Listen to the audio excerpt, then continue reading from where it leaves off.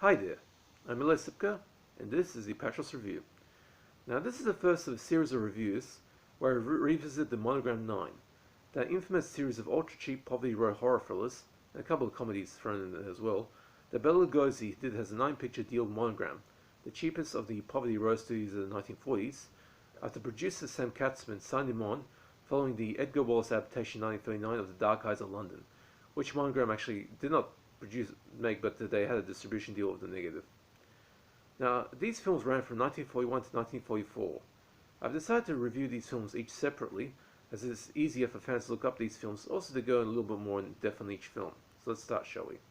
The first up is Invisible Ghost. The Invisible Ghost. This was directed by Joseph H. Lewis, written by Helen Martin Al Martin, and produced by Sam Katzman. It stars Bela Lugosi, Polly Ann Young, John Maguire, Clarence Muse, Bernie Adams, Betty Compton, and Terry Walker, and this premiered in the United States on the 25th of April 1941. With The Invisible Ghost, Lugosi makes his Monogram 9 debut as Dr. Charles Kessler, a pillar of the community and somebody that the investigative authorities take the opinion of very seriously. But there have been a series of mysterious deaths in his own home, as several of his servants and maids have died by being strangled, but without any fingerprints of the killer left behind. At the same time, Charles has been left grief-stricken after his unfaithful wife had left him for another man. What he did not realize is that dear wifey had actually been living in the basement of the groundskeeper's cottage on the mansion grounds after she was left with amnesia following a car accident she had while she was leaving. The groundskeeper, fearing that his master would blame him for it if he revealed her presence there, decided to hide her in the basement of that cottage, and he sneaks food to her every night. But Mrs. Kessler does have a habit of wandering around the grounds in the middle of the night, and Charles spends a portion of his night staring out his window. You can see where this is going. Every time Charles spots his wife, the shock of seeing her instantly regresses his mind into a strange mental state that causes him to prowl the mansion, instantly murdering the first servant he comes across by smothering them with his nightgown. That explains the lack of fingerprints. When his latest murder, killing a blonde maid who was the ex-girlfriend of his daughter Virginia's boyfriend, results in a seriously botched police investigation. As I said in my original review of this film, 1941 was a bad year for investigating skills and also psychiatric integrity, as well, since the local shrink's methods of getting the truth for witnesses is highly questionable.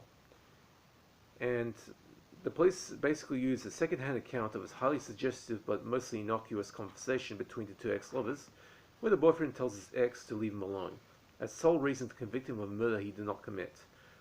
Basically just one flimsy bit of circumstantial evidence, sending him to the electric chair and the one-way ticket to heaven where the Lord gives him a nice place to spend the afterlife in. The dead man's identical twin brother returns to the States too late to save his brother, but at least his presence triggers the police to reinvestigate the murders. Eventually, following a weird incident, where Charles smothers the groundskeeper but fails to completely kill him off, only finishing him off by pure fright when ISIS identified the man's body, and the groundskeeper comes back from being half-past dead and seeing his boss's face being enough to beg the Grim Reaper to take him there and then, which Old Grim accepts. The police discover Charles' unintentional guilt and they're linked to the prowling catatonic wifey. Unlike some of the other films in this series, The Invisible Ghost is in the middle of the rankings with an average rating of C, 4 out of 10. As for that title, I've heard many critics claim that the title makes no relevance to the story, but I disagree, as the title is metaphorical. It's not meant to be taken literally, just metaphorically. The wandering wife is not known to be still alive, so in a way she is kind of a ghost, and the presence is not known by most of the others, so in a way she's kind of invisible as well. So the title's accurate, somewhat. Remember, it's not meant to be taken literally, just in a metaphorical sense. This film is not as terrible as many believe it to be, but it's not a particularly good film. It is watchable to an extent, but there's nothing remarkable about it. The only positive thing I can say about The Invisible Ghost is that it has one of the earliest cases of positive diversity I've seen.